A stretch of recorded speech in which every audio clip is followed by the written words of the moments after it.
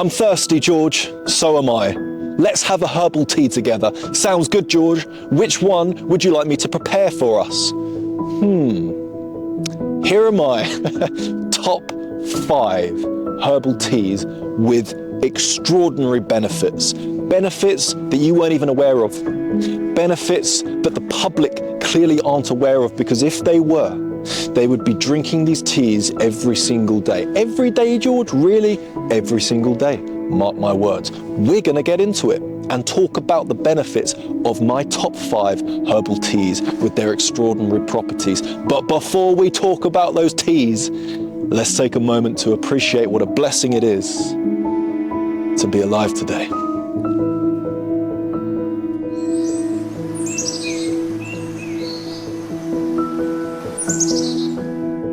Here we are again. Good to see you. I'm in nature. If you didn't realize, I'm in nature with all my friends, but they've all run away. Every time I start filming, they run away, but that's fine because they've clearly gone to drink some herbal teas, because that's what we were just talking about out here in nature, me and all my animal friends. We were talking about how amazing these herbal teas are. We talk about how incredible these herbal teas are for your health. They're cheap, they're accessible, they're organic, they're easy to purchase. And we're going to get into their extraordinary benefits right here, right now. The first tea on the list, don't know why I'm saying tea like that, tea. The first tea on the list is Gystemma Tea. You heard of this one? I hadn't either until I discovered it. The local Robin told me. He said, George, you need to start drinking Gystemma Tea. I said, why? What is it? Gystemma Tea is extraordinary. It's a leafy herb, and it's native to places like China, Japan, Asia, known as the southern ginseng. Its main property is that it's what's commonly referred to as an adaptogen. Now, an adaptogen adapts to the state that it's in, or the environment that it's in. So if it's cold, it adapts to the cold. If it's hot, it adapts to the hot. Right? Now, when it's in your body, it will adapt to how you are. This sounds a bit mystical, George. Well, maybe it is. If you're lacking energy, it boosts your energy. Okay? If you're struggling to sleep at night, it helps you to sleep at night. You can drink it in the morning, you can drink it in the evening, you can drink it in the daytime, you can drink it all throughout your day, and you're going to feel great. But that is one of the best properties that it has. It's an adaptogen. It's going to adapt to how your current state is. If you need more energy throughout your day, Gystemma Tea will give it to you. If you're really struggling to sleep, it will help sleep. If you're struggling to manage your stress, it will help to calm you. It adapts to the environment it's in, and the environment it's in, once you've drunk it, is your body. So get yourself some Gystemma Tea. It's got tons of antioxidants in there as well, which naturally reduces cortisol and reduces inflammation. So that's the first tea I highly suggest. The second tea I highly suggest is burdock tea. Now, this one is quite popular. You might have heard of it. You might have even had a cup yourself. Burdock tea is exceptional for your body. The main thing it does is it detoxifies your body. Now, a lot of people overuse this word detoxify. What does detoxify mean, George? Well, throughout the day, whatever you're eating, whatever you're drinking is going to contain toxins, things like heavy metals, okay, microplastics, etc. You can't escape it. It's in the air that I'm breathing right now, okay? And what your body does so beautifully is detoxify all the various organs that become affected by consuming these little nasty things that are in our food, are in our air, are in our water. Now, the main thing that burdock seems to do is it detoxifies the liver.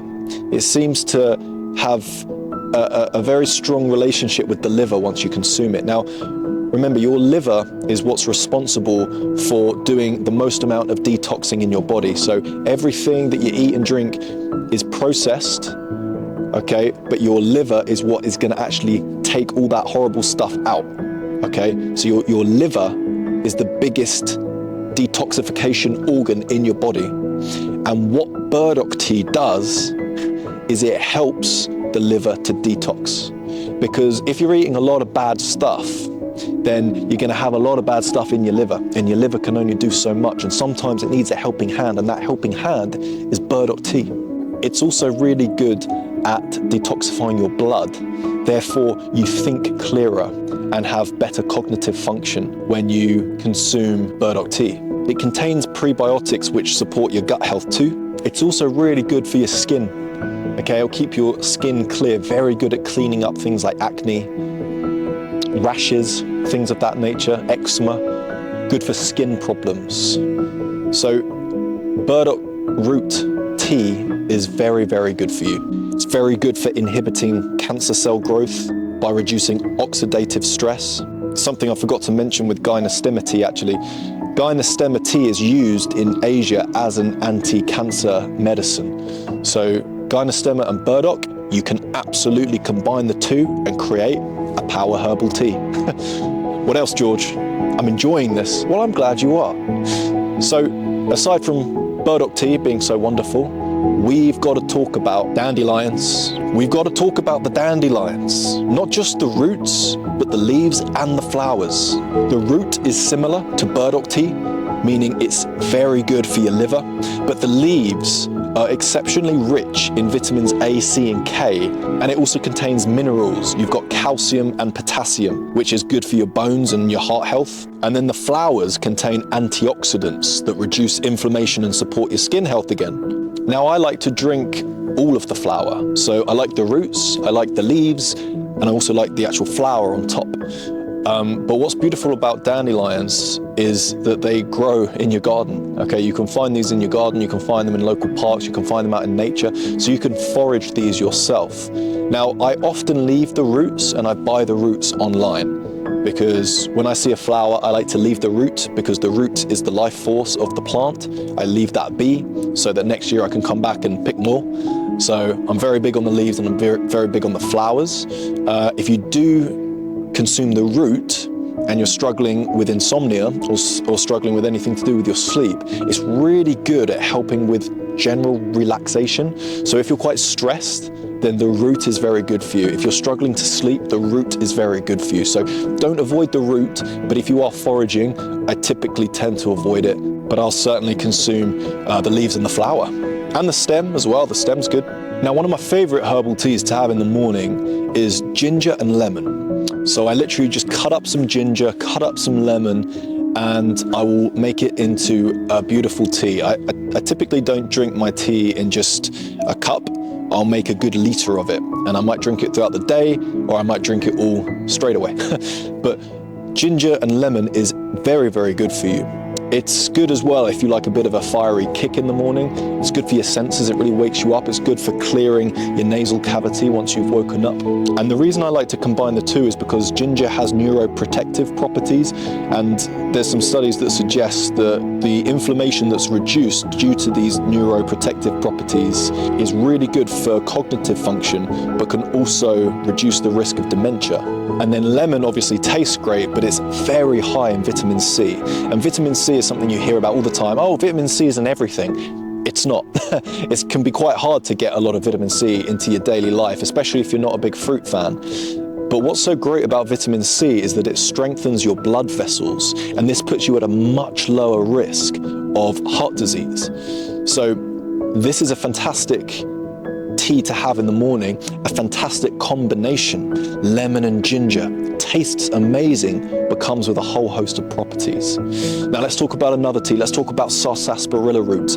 I love Sasparilla. Again, maybe you've heard of it, maybe you haven't. Try saying it 3 times really fast. Okay, I'm up for the challenge, George. Let's go. Sasparilla, Sasparilla, Sasparilla. I kind of did it. I got 2 out of 3. Let me know what you got.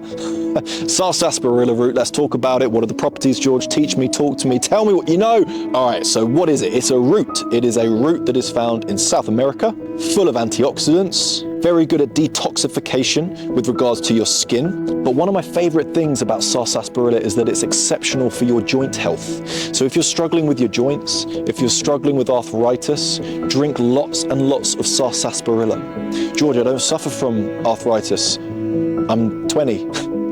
Okay, start drinking it now then, because it's very good for your joints. And as you get older, your joints are going to creak and ache and start to hurt. So Sasparilla is great for improving your joint health.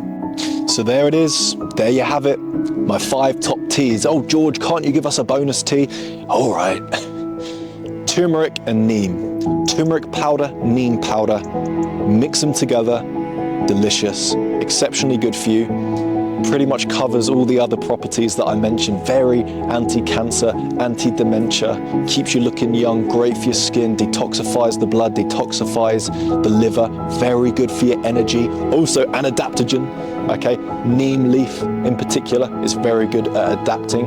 Also, if you find that your body isn't good at regulating heat, like if you get really sweaty, if you're quite a sweaty person, neem leaf is really good at helping to balance your heat level throughout your body, okay?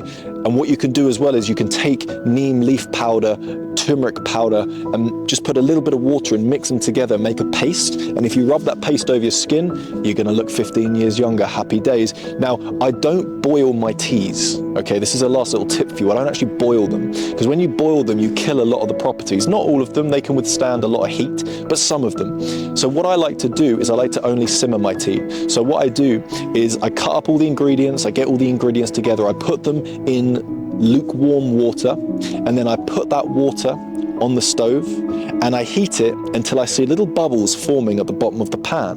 When those bubbles start to rise to the top of the pan, I'll then put it on the lowest setting, I put the lid on top, and I leave it there to brew for about 20 minutes. After that, I turn it off completely. It's going to be very, very hot, but it turns a very dark brown earthy color, which you don't get as much if you just boil it quickly. Okay, so that's how I prep my teas. Now, George, can I combine all these teas at once? Absolutely you can. It's a little bit much sometimes on the old digestive system. Your body's a bit like, what? Where are you? Are you in Southeast Asia? Are you in South America? Are you in your back garden? Where are you? So what I like to do is combine maybe 2 or 3 of these teas. So for example, I might have 3 of the roots. I might have dandelion root, I might have burdock root, and I might have sarsaparilla root. Okay, another day I might have turmeric, neem, and ginger. It mixes up all the time. And you don't need to worry too much about this. You don't need to worry, should I have this in the morning, George? Should I have this in the evening, George? Should I have this midday, George? When should I have Gystemma, George? When should I have chamomile, George? Even though you didn't even say chamomile, that just came out of nowhere, but chamomile's great as well, who cares? When should I have sarsaparilla, George? When should I have Gystemma, George? When should I have all these different teas, George? Don't worry about it. Just have them when you feel like it, all right? And you don't have to drink them every single day. Just drink them often, okay? More often than not. Enjoy them. Let me know how you get on with them. Thank you so much for watching. If you have a question, please leave your question in the comments below. If you have a tea that you think should have been on the list but wasn't, put it in the comments, okay? So other people can benefit from this glorious tea. Tea is amazing. We love it out here. If you have another question for me, message me on Instagram. I'll answer it. Sending all the love that you deserve. See you in the next one. God bless. Enjoy the tea.